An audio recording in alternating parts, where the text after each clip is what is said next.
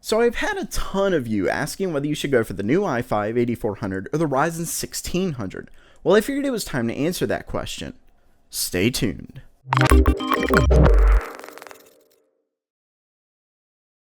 Welcome back to GamerMeld. Intel's newest generation of CPUs have landed, and with it brings 6 cores to Intel's mainstream line, starting as low as their i5 CPUs. This is great news for gamers, considering the i7 was only just beginning to get decent value from games utilizing more threads.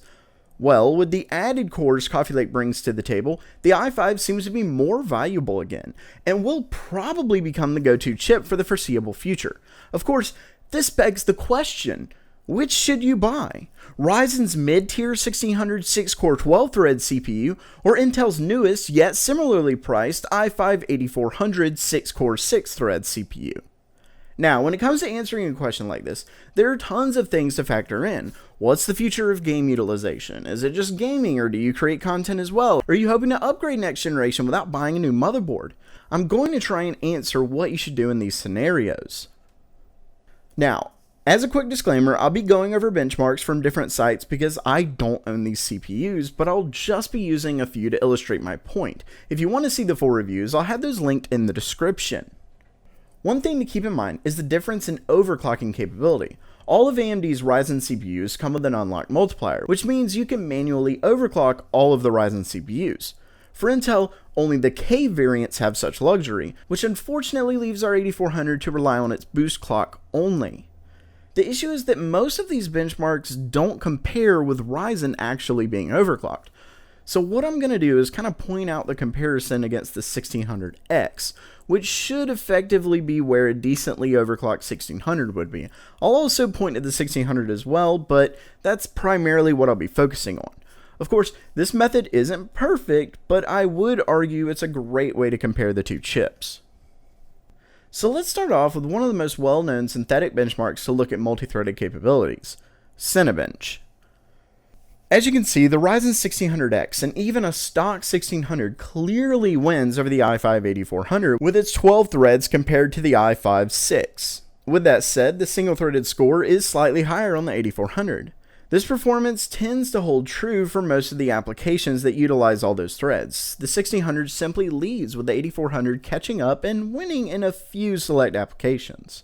One I will say was Premiere Pro, but if you overclock the 1600, it would more than likely be pretty close, if not be able to beat it. But what about games? Because that's what this is all about. Well, this is where the i5 begins to shine. As you can see in the synthetic benchmarks, Intel and Ryzen somewhat trade blows, with the physics score loving Ryzen, but the overall score mostly going for the i5. But when it comes to the games themselves, the i5 tends to cream the 1600. So I think the question many may be wondering is why? Well, for one, the higher single-threaded score helps the 8400 quite a bit when a game can't utilize all of the 1600's threads. With that said, there could be other factors involved, like better optimization for Intel's chips, to the Infinity Fabric interconnect slowing things down when requesting data from different modules. Of course, it doesn't really matter why, you just want to know what the better choice is. To that, I'd say it depends. If you plan to only game, the 8400 is a clear winner. Even if you primarily game, the 6-core CPU is still very good at encoding tasks and even beats out the 1600X in a few applications. Of course, there are other things to consider. Will game developers begin utilizing 12 threads soon? And if so, will it be enough to overpower the higher clocks of the 8400? That I can't answer. But of course, keep in mind how long it took developers to use 8 threads, so I don't think it'll be anytime soon. Another thing to consider is whether Intel will require a new motherboard for the next generation of CPUs, considering it'll be a die shrink, and they already require a new one for these 6 cores.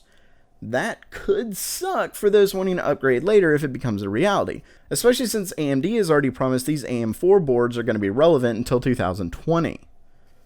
With all of that said though, I really believe that no matter which chip you buy, you're going to be happy.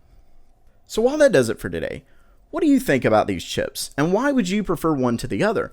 Let me know down in the comments below.